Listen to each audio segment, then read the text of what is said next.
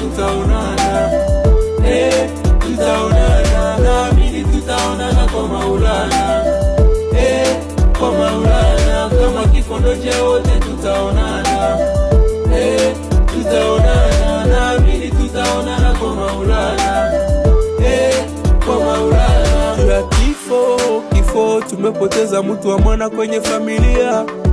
Juu ya kifo kinayosababisha familia tunalia. Unatuacha na nani?